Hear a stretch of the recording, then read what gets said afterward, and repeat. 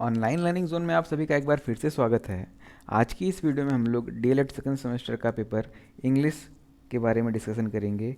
और इस वीडियो में हम लोग जो इंग्लिश का 2019 में एग्ज़ाम पेपर आया था उसके बारे में पूरा डिटेल डिस्कशन करेंगे और सारे के सारे क्वेश्चंस को बहुत ही बारीकी से सॉल्व करेंगे। और उन सभी क्वेश्चन से रिलेटेड जितने भी टॉपिक्स रहेंगे उन सारे टॉपिक को भी कवर करने की कोशिश इस वीडियो में करेंगे। तो चलिए शुरू करते हैं आज की वीडियो। तो यहाँ पर आप लोग देख सकते हैं जो 2019 में इंग्लिश का पेपर आया था वो कुछ इस तरीके से था, जिसमें से कुछ 5 ऑब्जेक्टिव रहते हैं हमेशा की तरह से, और very short answer type questions और जो कि 1 नंबर का होता है, और शॉर्ट आंसर टाइप क्वेश्चन जो कि 2 नंबर के होते हैं। तो चलिए सॉल्व करते हैं, स्टार्ट करते हैं। सबसे पहले हम लोग ऑब्जेक्टिव टाइप क्वेश्चन से। सबसे पहला जो ऑब्जेक्टिव है वो है कि a language can be acquired through, यानी इस क्वेश्चन का जो हिंदी मतलब है कि अंग्रेजी भाषा सीखी जा सकती है। ऑप्शंस हैं एक्सपोजर से, या फिर मोटिवेशन से, या फिर रेपिटेशन से, या फिर तीनों से। तो चलिए इन तीनों जो ऑप्शन हैं उनके बारे में कुछ बात कर लेते हैं। पहला जो ऑप्शन है एक्सपोजर। एक्सपोजर का मतलब क्या होता है? एक्सपोजर का मतलब होता है यहाँ पे प्रदर्शन, यानी कि जो क्वेश्चन है कि a language can be acquired through exposure, यानी कि प्रदर्शन प्रदर्शन करके भाषा को सीखा जा सकता है। ऐसा हो सकता है या नहीं? जैसा कि हम लोग अगर से लोगों के सामने अपने आप को प्रेजेंट करते हैं, जिस लैंग्वेज को हम लोग सीख रहे हैं उस लैंग्वेज में हम लोग दूसरों के सामने अपने आप को प्रेजेंट करेंगे, तो जहाँ तक इंग्लिश सीखने की बात है या फिर कोई भी लैंग्वेज सीखने की बात है, तो ऐसा करने से लैंग्वेज सीखा जा सकता है। तो पहला जो ऑप्शन होगा वो सही होगा। अब बात करते हैं दूसरे ऑप्शन मोटिवेशन की। तो अभी प्रेरणा द्वारा भी भाषा की प्राप्ति की जा सकती है, यानी मोटिवेशन की मदद से भी हम लोग भाषा को सीख सकते हैं। तो दूसरा ऑप्शन भी सही है यहाँ पर। अब जो तीसरा है रिपीटिशन। रिपीटिशन का मतलब होता है कि दोहरा करके हम लोग भाषा सीख सकते हैं, या फिर पुनरावृत्ति करके किसी भी भाषा की बार बार बोल करके भी हम लोग भाषा को सीख सकते हैं। तो जो तीसरा ऑप्शन है वो भी सही होगा। तो इस क्वेश्चन का जो चौथा वाला ऑप्शन है ऑल ऑफ दी अबव, ये आंसर सही है। तो इस क्वेश्चन का जो डी वाला ऑप्शन होगा वो सही होगा। चलिए अब आगे बढ़ते हैं अगले क्वेश्चन की तरफ। अगला क्वेश्चन है कि what are the two productive skill. Productive skill, दो प्रोडक्टिव स्किल कौन कौन से हैं? तो इस क्वेश्चन का जो आंसर होगा वो होगा बी, क्योंकि जो स्पीकिंग और राइटिंग ये दोनों प्रोडक्टिव स्किल्स कहलाते हैं। और प्रोडक्टिव स्किल्स के अलावा इसको एक्टिव स्किल भी कहते हैं। जो स्पीकिंग और राइटिंग है इनको एक्टिव स्किल भी कहते हैं। इस क्वेश्चन का जो सही आंसर होगा वो होगा बी। अब बात करी जाए प्रोडक्टिव स्किल के बारे में थोड़ा सा डिटेल में, यानी स्पीकिंग और राइटिंग की डिटेल में बात करी जाए, तो किसी भी लैंग्वेज को प्रोड्यूस करने के लिए, किसी भी लैंग्वेज को बोलने के लिए बोलना और लिखना बहुत ज़रूरी होता है। जिस वजह से बोलना यानी कि स्पीकिंग, लिखना यानी कि राइटिंग, स्पीकिंग और राइटिंग को प्रोडक्टिव स्किल कहा गया है। और यहाँ पर एक जो डी वाला ऑप्शन है लिसनिंग एंड रीडिंग, ये जो ऑप्शन है इसको रिसेप्टिव स्किल कहा गया है। रिसेप्टिव स्किल यानी कि ग्रहणशील कौशल। अब ग्रहणशील कौशल लिसनिंग और रीडिंग को क्यों कहा गया है? क्योंकि जब भी हम कुछ सुनते हैं, यानी कि जब भी हम कुछ लिसन करते हैं, और जब भी हम कभी पढ़ते हैं, तो हम उसे समझते हैं। यानी कि जो कुछ भी हम सुनते हैं या फिर जो कुछ भी हम पढ़ते हैं उसको हम ग्रहण करते हैं या फिर समझते हैं, और उसकी मीनिंग को जान पाते हैं। और अगर से आसान भाषा में कहा जाए तो हम अ, सुनने और पढ़ने से भाषा को रिसीव कर पाते हैं, यानी कि ग्रहण कर पाते हैं। जिस वजह से लिसनिंग और रीडिंग को ग्रहणशील कौशल कहा गया है। तो चलिए बात कर लेते हैं प्रोडक्टिव स्किल और एक्टिव जो रिसेप्टिव स्किल है इनके डेफिनेशंस की। ऑब्जेक्टिव क्वेश्चन के अलावा प्रोडक्टिव स्किल या फिर receptive skill very short question में भी पूछे जा सकते हैं। तो यहाँ पर उसके डेफिनेशन मैंने लिख रखे हैं। पहला जो प्रोडक्टिव स्किल का डेफिनेशन है कि वो the productive skill are speaking and writing because learners need to do these to produce language. या productive skill is a term for speaking and writing skill where student actually have to produce language themselves.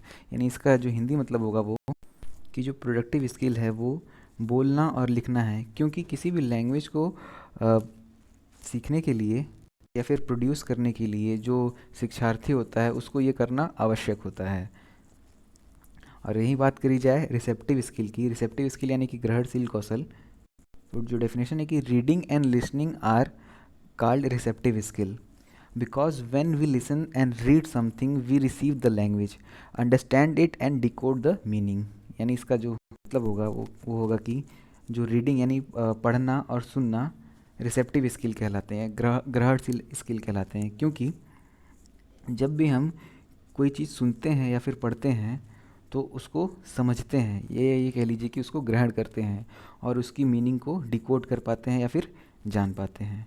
तो ये रही बात receptive skill की और productive skill की, और यहाँ पर प्रोडक्टिव स्किल को एक्टिव स्किल भी कहा जाता है। तो इस क्वेश्चन से हम लोग इतनी जानकारी प्राप्त कर सकते हैं। तो चलिए अब बात करते हैं अगले क्वेश्चन की। अगले क्वेश्चन की बात करने से पहले जो इसका सही आंसर होगा वो होगा बी, जो प्रोडक्टिव स्किल है वो क्या है, स्पीकिंग और राइटिंग। अगला क्वेश्चन है कि the aim of teaching a second language should not be, यानी जो इसका हिंदी मतलब है वो क्या है कि दूसरी भाषा पढ़ने या सीखने का लक्ष्य नहीं होना चाहिए। यहाँ पर 4 ऑप्शन दिए हैं और हमको ये बताना है कि कौन सा लक्ष्य नहीं होना चाहिए किसी दूसरी भाषा को सीखने का। तो जो पहला ऑप्शन है यहाँ पर, to understand the language spoken, यानी कि जो हम भाषा बोल रहे हैं या फिर जो भाषा सीख रहे हैं उसको अगर से बोला जा रहा है तो उसको हम समझ पा रहे हैं, तो ये उसका लक्ष्य होना चाहिए। यानी जो पहला वाला ऑप्शन है वो सेकेंड लैंग्वेज सीखने का लक्ष्य है, तो ये वाला आंसर सही नहीं होगा। अब बात करते हैं दूसरे ऑप्शन की। जो दूसरा ऑप्शन है कि to read the language with comprehension, यानी भाषा को कंप्रीहेंशन के साथ पढ़ना। कंप्रीहेंशन का मतलब होता है यहाँ पर समझ समझ कर, यानी जो सेकेंड लैंग्वेज हम लोग सीख रहे हैं उसको अगर से समझ समझ करके पढ़ते हैं तो वो सेकेंड लैंग्वेज सीखने का एम है कि नहीं। तो अगर से हम किसी भी भाषा को समझ समझ के पढ़ रहे हैं तो वो लैंग्वेज सीखने का एम होगा। तो ये जो बी वाला ऑप्शन है ये भी गलत, मतलब ये भी इस क्वेश्चन के हिसाब से सही नहीं है।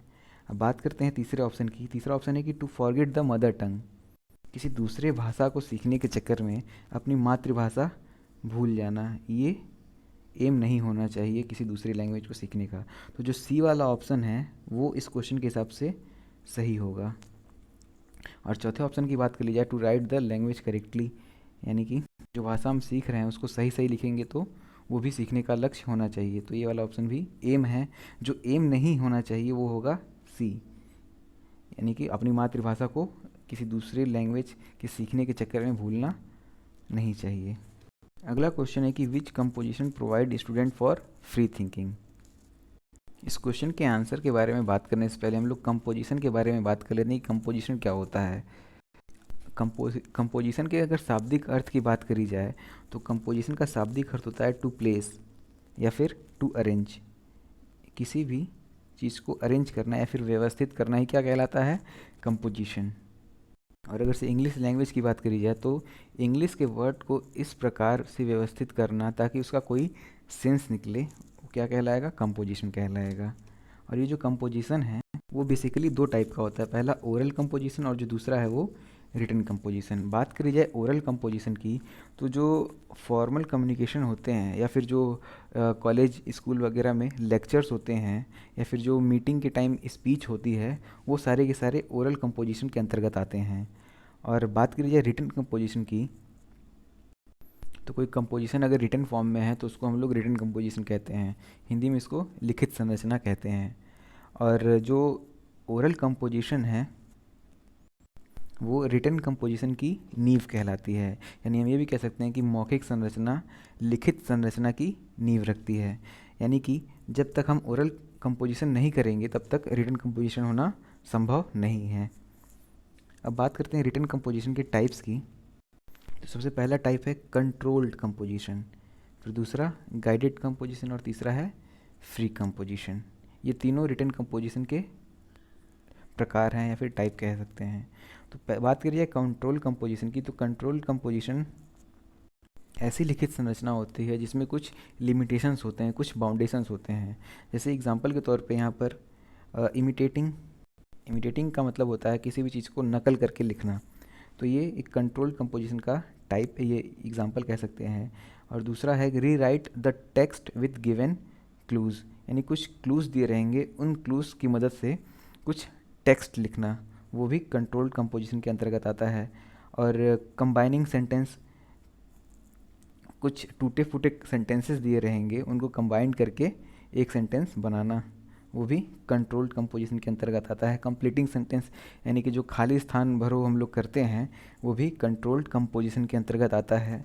और रीअरेंजमेंट ऑफ सेंटेंसेस, कुछ सेंटेंसेस अव्यवस्थित रहते हैं, जिसमें से कि जो प्राइमरी पार्ट रहता है और जो सेकेंडरी पार्ट रहता है, उसके बाद जितने भी पार्ट्स रहते हैं वो अव्यवस्थित रहते हैं, उनको उन सारे सेंटेंस को सीक्वेंस से लिखना रीअरेंजमेंट कहलाता है। और ये जो रीअरेंजमेंट ऑफ सेंटेंस है, ये भी कंट्रोल्ड रिटन कंपोजिशन के अंतर्गत आता है। तो ये सारे के सारे कंट्रोल्ड कंपोजिशन के एग्जाम्पल हैं। अब बात करी जाए गाइडेड कंपोजिशन की, तो गाइडेड कंपोजिशन यानी निर्देशों के आधार पर लिखना, यानी कि ऐसा कंपोजिशन जिसमें हम लोग कुछ इंस्ट्रक्शन की मदद से कोई कंपोजिशन करते हैं या फिर कोई रचना करते हैं, तो ऐसे कंपोजिशन को गाइडेड कंपोजिशन कहते हैं। एग्जांपल के तौर पे जैसे यहाँ पर कुछ इंस्ट्रक्शन दिए हुए हैं, पहला है यानी कुछ वर्ड्स दिए हुए हैं, once, thirsty crow, water, pot, marble. ये 5 इंस्ट्रक्शन कह सकते हैं हम लोग। तो इन पांचों इंस्ट्रक्शंस की मदद से हम लोग एक स्टोरी बना सकते हैं। तो आप लोग को पता होगा कौन सी स्टोरी की बात हो रही है, थर्स्टी क्रो वाली स्टोरी की बात हो रही है। अगर से इन पांचों इंस्ट्रक्शन की मदद से अगर हम कोई स्टोरी बना लेते हैं, तो वो जो कंपोजिशन होगा वो क्या होगा, वो गाइडेड कंपोजिशन के अंतर्गत आएगा। तो ये रही गाइडेड कंपोजिशन की बात। अब बात करते हैं फ्री कंपोजिशन की। गाइडेड कंपोजिशन के बारे में एक और बात है कि जो कंपोजिशन का जो प्रोसेस होता है, गाइडेड कंपोजिशन का जो प्रोसेस होता है, उसको कंप्लीट कराने के लिए या फिर ये कह सकते हैं कि उसको गाइड करने के लिए एक टीचर की आवश्यकता होती है। यानी जो गाइडेड कंपोजिशन होता है वो किसी के निर्देशन में होता है, और वो किसी कोई और नहीं, अगर से स्कूल कॉलेज की बात करी जाए, अगर स्कूल कॉलेज में गाइडेड कंपोजिशन हो रहा है तो वहाँ पर जो गाइड होगा वो टीचर होगा। यानी कि गाइडेड कंपोजिशन कराने के लिए एक इंस्ट्रक्टर या फिर एक गाइड या फिर टीचर की ज़रूरत पड़ती है। तो ये सारी बातें गाइडेड कंपोजिशन से रिलेटेड थी। अब बात करते हैं फ्री कंपोजिशन की। फ्री राइटिंग की बात करिए तो फ्री राइटिंग एक प्री राइटिंग टेक्निक है, यानी किसी भी चीज़ को लिखने से पहले जो लेखक है वो फ्री राइटिंग का इस्तेमाल करता है। इसमें क्या होता है कि जो राइटर होता है वो बिना टॉपिक की परवाह किए या फिर बिना ग्रामर या फिर बिना स्पेलिंग की परवाह किए लिखता जाता है, जिससे जो लास्ट में कंटेंट मिलता है वो हमेशा अनयूजेबल मटेरियल मिलता है, यानी कि ऐसा मटेरियल मिलता है जिसकी कोई ज़्यादा आवश्यकता नहीं होती है। और एक बहुत ही इम्पॉर्टेंट बात फ्री राइटिंग से, कि ये जो टेक्निक है फ्री राइटिंग टेक्निक, सामान्यतः जो प्रोज राइटर होते हैं या फिर जो राइटिंग टीचर होते हैं वो फ्री राइटिंग का इस्तेमाल करते हैं। फ्री राइटिंग को जो सामान्यतः प्रोज राइटर या फिर राइटिंग टीचर इस्तेमाल करते हैं, यहाँ पर ये बात ध्यान देने वाली है कि फ्री राइटिंग को जनरली स्टूडेंट यूज़ नहीं करते हैं। क्यों यूज़ नहीं करते हैं? क्योंकि फ्री राइटिंग का यूज़ करने से हमेशा जो लगभग अनयूजेबल मटेरियल ही प्राप्त होता है, जिसकी वजह से ये राइटिंग टेक्निक स्टूडेंट को यूज़ नहीं करनी चाहिए। तो ये सारी बातें रहीं कंपोजिशन से रिलेटेड। अब चलिए जो क्वेश्चन है उसको सॉल्व करते हैं। क्वेश्चन ये है कि which composition provide students for free thinking. तो इस क्वेश्चन और ऑप्शन में दिया है, पहला option writing composition, oral composition, guided composition और फ्री कंपोजिशन। इस क्वेश्चन का जो सही आंसर आप लोग को लग रहा होगा वो होगा फ्री कंपोजिशन, लेकिन ये आंसर सही नहीं होगा, क्योंकि मैंने अभी जस्ट बताया कि जो फ्री कंपोजिशन है वो जनरली प्रोज राइटर या फिर राइटिंग टीचर या फिर पोएट्री राइटर के लिए यूजेबल होता है, वो स्टूडेंट्स के लिए यूज़ नहीं होता है। तो इसका जो सही आंसर होगा वो होगा राइटिंग कंपोजिशन। तो इस क्वेश्चन का सही आंसर ए वाला होगा। अब तो चलिए बात करते हैं अगले क्वेश्चन की। अगला क्वेश्चन है कि ऑब्जेक्टिव ऑफ टीचिंग पोइट्री, यानी पोइट्री पढ़ाने का ऑब्जेक्टिव क्या क्या हो सकता है। इन्जॉयमेंट, हाँ ये हो सकता है। कॉम्प्रिहेंशन यानी कि समझाना, ये भी हो सकता है। अप्रिशिएशन, ये भी हो सकता है। तो इस क्वेश्चन का जो सही आंसर होगा वो होगा D, all of the above. तो ये सारे रहे ऑब्जेक्टिव क्वेश्चन। चलिए बात करते हैं वेरी शॉर्ट क्वेश्चंस की। सबसे पहला क्वेश्चन है कि change the following into passive voice. Question है कि all his friends loved at him. इसको हमको पैसिव वॉइस में चेंज करना है। तो पैसिव वॉइस में चेंज करने से पहले हम लोग इस टेंस के बारे में बात कर लेते हैं और इसके स्ट्रक्चर के बारे में बात कर लेते हैं। जैसा कि ये सेंटेंस है all his friend loved at him, ये सेंटेंस पास्ट इंडेफिनिट का है। और पास्ट इंडेफिनिट का जो स्ट्रक्चर होता है वो होता है, सबसे पहले हम लोग सब्जेक्ट लिखते हैं। यहाँ पर सब्जेक्ट है ऑल हिज फ्रेंड्स, फिर उसके बाद वर्ब का सेकेंड फॉर्म, ये जो लव्ड है ये वर्ब का सेकेंड फॉर्म है, और ऑब्जेक्ट यहाँ पर हिम है, और अदर वर्ड्स यहाँ पर कोई नहीं है, तो अदर वर्ड्स की बात नहीं करते हैं। अब इसको जब हम लोग पैसिव वॉइस में चेंज करेंगे, तो जब पैसिव वॉइस में चेंज करेंगे तो जो ऑब्जेक्ट होता है वो पहले लिखते हैं पैसिव वॉइस में, और ऑब्जेक्ट का हम लोग नॉमिनेटिव फॉर्म लिखते हैं। जैसे यहाँ पर हिम है, हिम यहाँ पर ऑब्जेक्टिव फॉर्म में है, इसका नॉमिनेटिव फॉर्म, यानी जब हम इसको नाउन में चेंज करेंगे या फिर सब्जेक्टिव फॉर्म में चेंज करेंगे, तो हिम का जो सब्जेक्टिव फॉर्म होगा वो हो जाएगा ही। यानी जब सब्जेक्ट के जगह पे लिखेंगे तो हिम ना लिख करके हम लोग ही लिखेंगे। तो यहाँ पर सबसे पहले लिखेंगे ऑब्जेक्ट, ऑब्जेक्ट का नॉमिनेटिव फॉर्म, तो ऑब्जेक्ट का नॉमिनेटिव फॉर्म क्या हो जाएगा, यहाँ पर हिम है, हिम हमारा ऑब्जेक्ट है, ऑब्जेक्ट सबसे पहले लिखना है, तो ऑब्जेक्ट हिम की जगह हम लोग लिखेंगे ही, क्योंकि ही हमारा हिम का नॉमिनेटिव फॉर्म है। फिर उसके बाद वॉज या वर लगाते हैं। जैसा कि हमको पता है वॉज सिंगुलर नाउन के साथ लगता है और वर प्लूरल सब्जेक्ट या नाउन के साथ लगता है। तो यहाँ पर ही जो है वो है सिंगुलर, तो हम लोग वॉज का यूज़ करेंगे।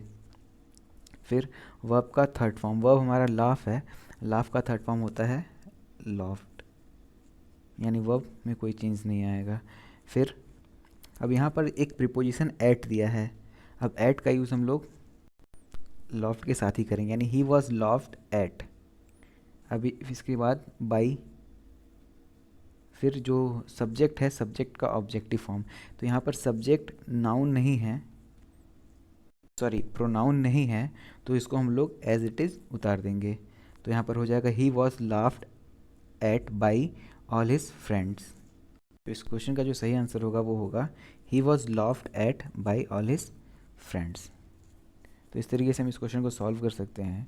चलिए अब बात करते हैं अगले क्वेश्चन की। क्वेश्चन में हमको बस एक ही चीज़ ध्यान रखनी है कि जो हमारा ऑब्जेक्ट है उसको जब हम लोग सब्जेक्ट के जगह पे लिखेंगे तो उसका हम लोग नॉमिनेटिव फॉर्म यूज़ करेंगे, और बाकी सब स्ट्रक्चर की मदद से हम लोग लिख सकते हैं। चलिए अब अगले क्वेश्चन की तरफ बढ़ते हैं। तो अगला क्वेश्चन है कि change the following into superlative degree.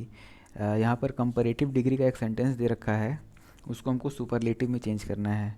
तो सेंटेंस है कि lead is heavier than all other matter, तो इसको हम लोग को सुपरलेटिव डिग्री में चेंज करना है। तो ये जो कंपैरेटिव डिग्री है इसका फॉर्मूला है सब्जेक्ट, यहाँ पर लेड सब्जेक्ट है, और हेल्पिंग वर्ब, हेल्पिंग वर्ब अगर से प्रेजेंट की बात करी जाए तो प्रेजेंट में इज़, एम, आर ये होते हैं, पास्ट में was, were, simple present simple past की बात हो रही है, और फ्यूचर टेंस में विल शैल यूज़ होता है। तो ये सारे हेल्पिंग वर्ब की जगह पर आएंगे। फिर उसके बाद एडजेक्टिव, एडजेक्टिव यहाँ पर हैवी है, और इसका कंपैरेटिव डिग्री क्या हो जाएगा हैवी का हैवियर। तो जो कंपैरेटिव डिग्री का फॉर्मूला होगा, पहले सब्जेक्ट लिखेंगे जो कि लेड है, फिर हेल्पिंग वर्ब है, फिर हैवियर जो कि एडजेक्टिव का कंपैरेटिव डिग्री है, फिर देन, फिर जो अदर वर्ड बाकी जिसमें ऑब्जेक्ट और बचे कुचे वर्ड्स होंगे वो इसमें इंक्लूड हो जाएंगे। तो इस कंपैरेटिव डिग्री का जो फॉर्म स्ट्रक्चर होगा वो होगा subject plus helping verb plus adjective, फिर उसके बाद देन, फिर बाकी के अन्य वर्ड्स।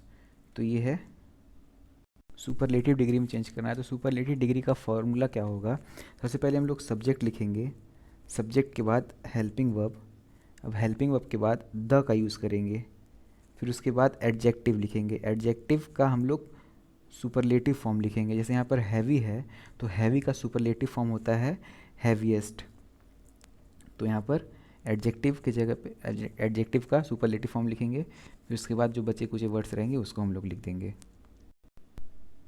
तो जो सुपरलेटिव डिग्री का फॉर्मूला होगा वो होगा सब्जेक्ट प्लस हेल्पिंग वर्ब, फिर द, सुपरलेटिव एडजेक्टिव के पहले हम लोग द यूज़ करते हैं, फिर उसके बाद जो एडजेक्टिव होगा उसका सुपरलेटिव फॉर्म लिखेंगे, फिर उसके बाद ऑफ लगाएंगे इस सेंटेंस के अकॉर्डिंग, फिर जो बचे कुछ वर्ड्स रहेंगे उसको लिखेंगे।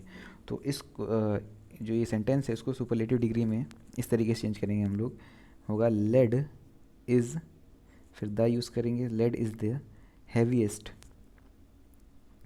हैवीएस्ट, फिर ऑफ, फिर जो बचे कुछ वर्ड्स हैं ऑल अदर मेटल्स। तो इस क्वेश्चन का जो सही आंसर होगा वो होगा lead is the heaviest of all other metals. तो इस तरीके से हम लोग इस स्ट्रक्चर का यूज़ करके सॉल्व कर सकते हैं। जो रूल्स होते हैं कंपैरेटिव से सुपरलेटिव में चेंज करने के, इसके बहुत सारे रूल्स होते हैं। क्योंकि जो कंपैरेटिव से सुपरलेटिव या फिर सुपरलेटिव से कंपैरेटिव या फिर जो हमारा नॉर्मल सेंटेंस होता है उससे कंपैरेटिव सुपरलेटिव चेंज करने के लिए बहुत सारे रूल्स होते हैं, क्योंकि बहुत सारे अलग अलग कॉम्प्लिकेशंस होते हैं सेंटेंस में। अब उन सारे कॉम्प्लिकेशन या फिर उन सारे रूल्स को डिस्कस करना इस वीडियो में बहुत मुश्किल है, क्योंकि वीडियो बहुत लंबी चली जाएगी। अगर से आप लोग को उन सारे रूल्स के बारे में जानना है तो आप लोग कमेंट में बता सकते हैं मुझे, मैं उस सारे रूल्स पे अलग से वीडियो जितनी जल्दी हो सकेगा आप लोग को प्रोवाइड कर दूंगा। तो प्लीज़ अगर से आप लोग को वीडियो चाहिए तो आप लोग कमेंट कर सकते हैं। तो चलिए बात करते हैं अगले क्वेश्चन की। अगला क्वेश्चन है कि point out the adjective in the following sentences, यानी इस सेंटेंस में हमको एडजेक्टिव बताना है कि कौन सा है। तो सबसे पहले हम लोग बात कर लेते हैं एडजेक्टिव होता क्या है। जो एडजेक्टिव है, अगर से बात करिए एडजेक्टिव की डेफिनेशन की, तो वो हो जाएगा कि an adjective is a word which qualifies a noun और प्रोनाउन। यानी एडजेक्टिव एक ऐसा वर्ड होता है जो कि नाउन और प्रोनाउन के को इन्हांस करता है, यानी कि उसकी क्वालिटीज़ को बताता है नाउन या प्रोनाउन के। जैसे बात करी जाए, एग्जांपल लेते हैं इसका, Ram is a clever boy, ये एग्जांपल है, इससे हम समझेंगे एडजेक्टिव क्या होता है। तो यहाँ पर जो नाउन या प्रोनाउन है वो है राम। राम नाउन है इस सेंटेंस में। अब इस सेंटेंस में जो एडजेक्टिव है वो है क्लेवर। अब किस तरीके से ये इसको इन्हांस कर रहा है, यानी इस सेंटेंस में क्लेवर क्या कर रहा है, राम की क्वालिटी को बता रहा है कि राम कैसा है। तो ये वो वर्ड जो कि नाउन या प्रोनाउन की क्वालिटी को बताए वो क्या होता है, एडजेक्टिव होता है। तो इस सेंटेंस में जो क्लेवर है वो एडजेक्टिव होगा। फिर क्लेवर की तरह है बहुत सारे एडजेक्टिव होते हैं, जैसे अगली यानी जिसको भद्दा कहते हैं, ब्यूटीफुल, ऑनेस्ट, ये सारे के सारे एडजेक्टिव के एग्जाम्पल हैं। अब बात कर जाए इस क्वेश्चन की या फिर इस सेंटेंस की, there has not been sufficient rain this year. इस सेंटेंस में जो नाउन है वो है रेन, यानी बारिश यहाँ पर नाउन है। अब हमको बताना है कि इसमें एडजेक्टिव कौन है। तो यहाँ पर रेन की विशेषता को कौन बता रहा है, सफिशिएंट, यानी कि इस सेंटेंस का जो हिंदी अर्थ होगा, इस साल पर्याप्त बारिश नहीं हुई। तो यहाँ पर बारिश है, बारिश पर्याप्त नहीं हुई, पर्याप्त की वजह से रेन की विशेषता प्रकट हो रही है। तो इस सेंटेंस में जो एडजेक्टिव होगा वो क्या होगा, सफिशिएंट। अब अगला क्वेश्चन है कि write one word for the following expression. One who knows many language, यानी हमको इस सेंटेंस के लिए, इस एक्सप्रेशन के लिए एक वर्ड बताना है। वो सेंटेंस क्या है कि one who knows many language, वो जो बहुत सारे लैंग्वेज को जानता है उसको हमको एक वर्ड में बताना है। तो इसके लिए जो सही आंसर होगा वो होगा पॉलीग्लॉट,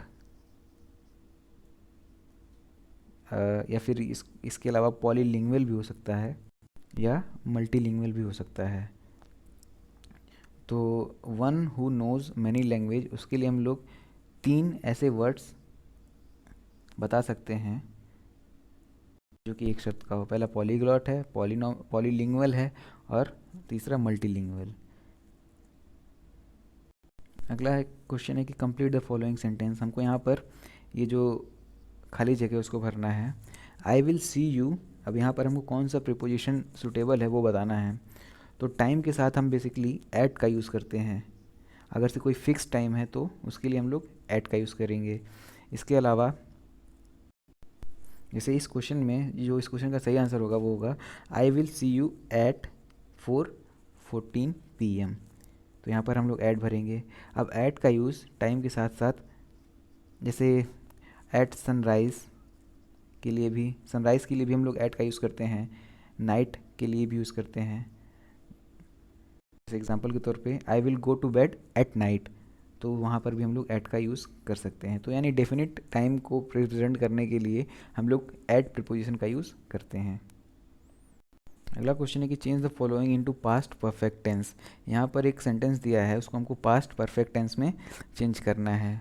अब ये जो सेंटेंस है, you are speaking to someone, ये जो टेंस है ये है पास्ट कॉन्टिन्यूस में, क्योंकि जो पास्ट कॉन्टिन्यूस का फॉर्मूला या फिर स्ट्रक्चर होता है वो होता है subject plus was verb plus verb plus ING plus object. तो ये इस फॉर्मूले पे बैठ रहा है कि यू यहाँ पर सब्जेक्ट हो जाएगा और वर्ब हेल्पिंग वर्ब है, स्पीकिंग यानी वर्ब के साथ आईएनजी लगा हुआ है, फिर जो ऑब्जेक्ट है वो लिखा है।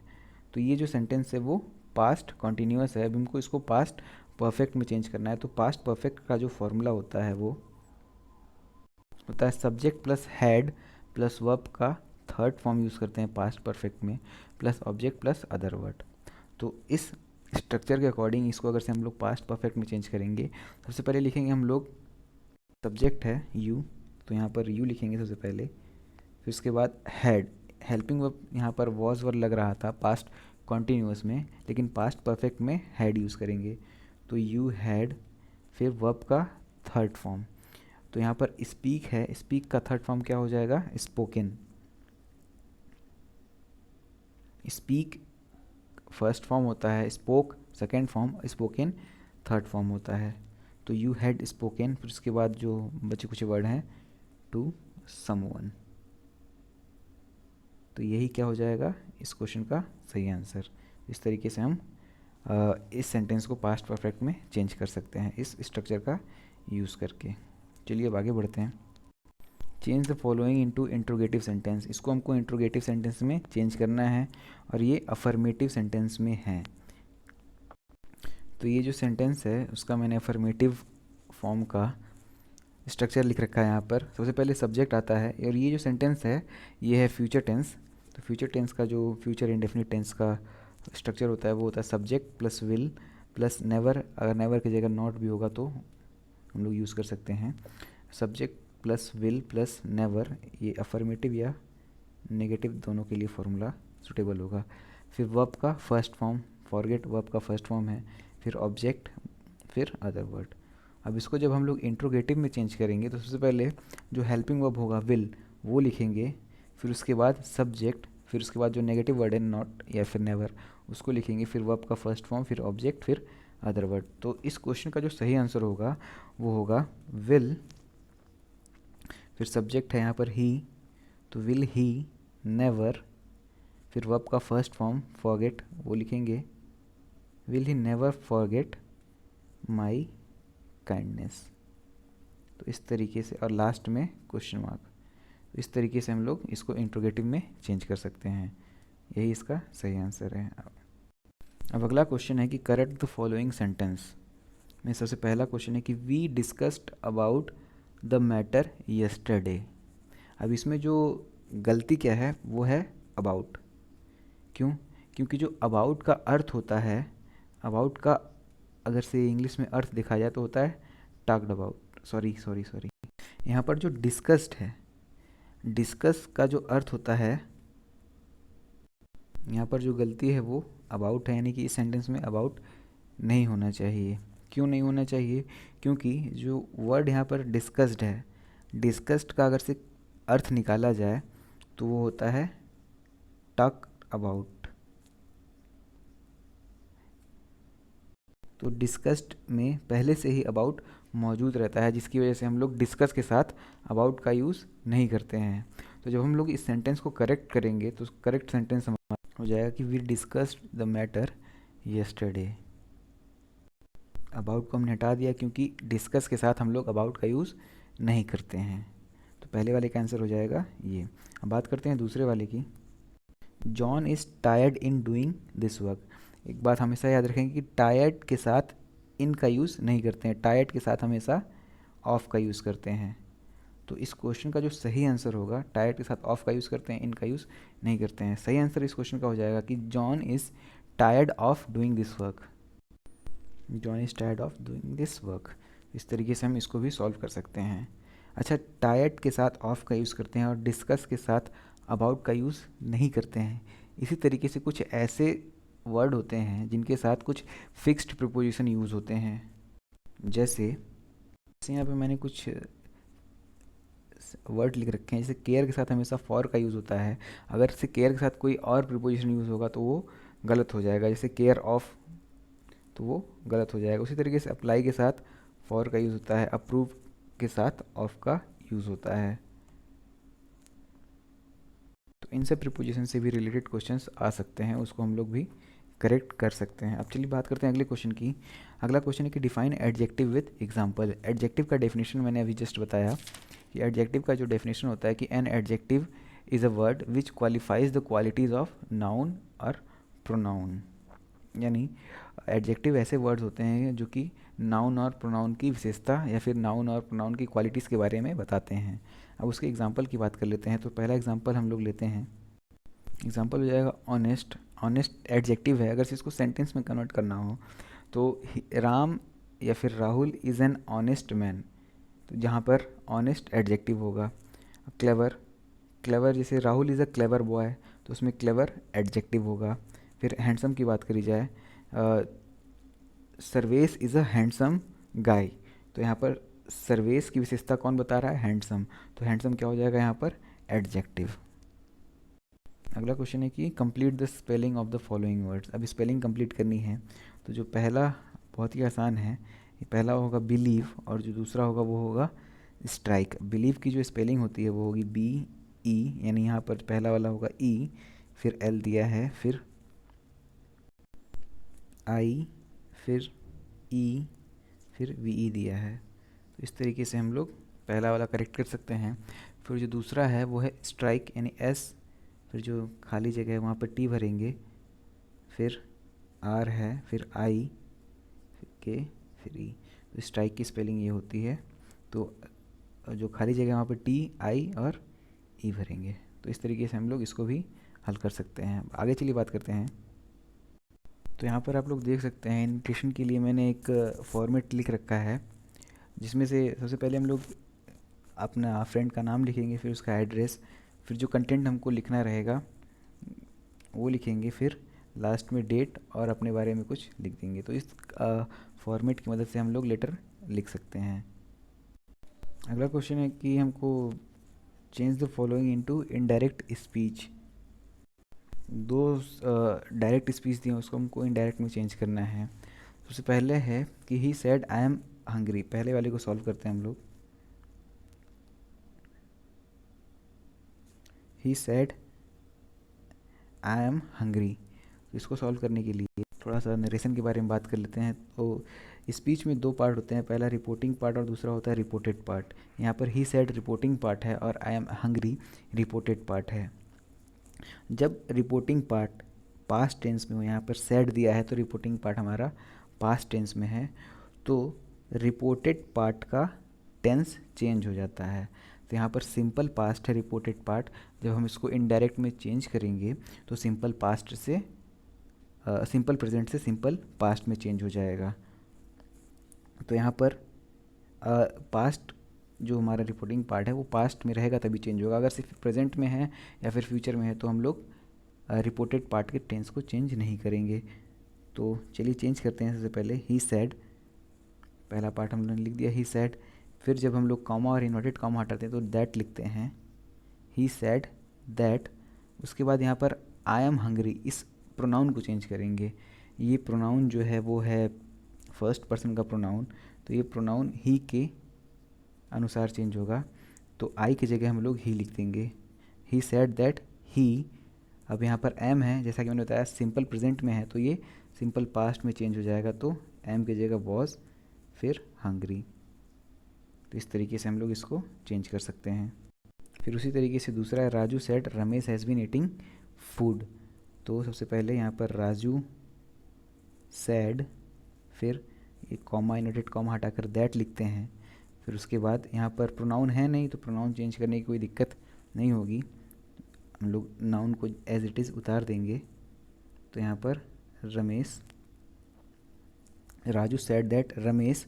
अब यहाँ पर क्योंकि ये पास्ट टेंस में है जो रिपोर्टेड पार्ट है, तो ये वाला टेंस यानी जो Ramesh has been eating food ये चेंज होगा। अब ये है प्रेजेंट परफेक्ट कॉन्टीन्यूअस टेंस में, इसको जब हम लोग चेंज करेंगे तो ये हो जाएगा पास्ट परफेक्ट कॉन्टीन्यूअस में। तो करना कुछ नहीं है, बस हैज़ की जगह हैड लगा देना है। तो Ramesh had been eating food, तो ये दूसरे वाले क्वेश्चन का आंसर हो जाएगा। इस तरीके से हम लोग डायरेक्ट टू इनडायरेक्ट चेंज कर सकते हैं। जो लास्ट क्वेश्चन है कि right 4 sentence on any one of the following topic. तो इसमें से मैंने पॉल्यूशन के ऊपर 4 सेंटेंसेस लिखे हैं। सबसे पहले क्या किया है, मैंने पॉल्यूशन को डिफ़ाइन कर दिया कि पॉल्यूशन होता क्या है। लिखा है कि pollution is the process of making environment pollute by adding harmful substances, यानी हार्मफुल सब्सटेंसेस ऐड होने से या फिर ऐड करने से पॉल्यूशन फैलता है। फिर दूसरा है कि we should reduce those waste disposal methods which are producing large amount of harmful gases during waste destruction process to reduce pollution, ये भी हम लोग लिख सकते हैं। उसके बाद pollution directly and indirectly affect the life of humans and other species, जो pollution है वो डायरेक्टली या फिर इनडायरेक्टली मानव को प्रभावित कर रहा है। तो इसके बाद लास्ट वाला है nuclear explosion should be restricted in order to prevent the pollution, जो न्यूक्लियर एक्सप्लोजन्स होते हैं उनको कम करना चाहिए या फिर रिस्ट्रिक्ट बंद कर देना चाहिए पॉल्यूशन को कम करने के लिए। तो इस तरीके से हम लोग कोई भी सेंटेंस बना सकते हैं ग्रामर और पंचुएशन को सही यूज़ करके। तो सारे क्वेश्चंस जितने भी थे ऑब्जेक्टिव, शॉर्ट, वेरी शॉर्ट, सारे क्वेश्चन सॉल्व हो गए। तो इस वीडियो में बस इतना ही। मिलते हैं अगली वीडियो में। अगली वीडियो में हम लोग और कुछ इंटरेस्टिंग टॉपिक के बारे में बात करेंगे। तो आज की इस वीडियो में बस इतना ही। अगली वीडियो में मिलते हैं, तब तक के लिए थैंक यू सो मच। अगर से आप लोग कोई वीडियो पसंद आई तो प्लीज़ इस वीडियो को लाइक करिएगा, जितना हो सके अपने फ्रेंड्स में शेयर करिए और चैनल को सब्सक्राइब करना ना भूलें।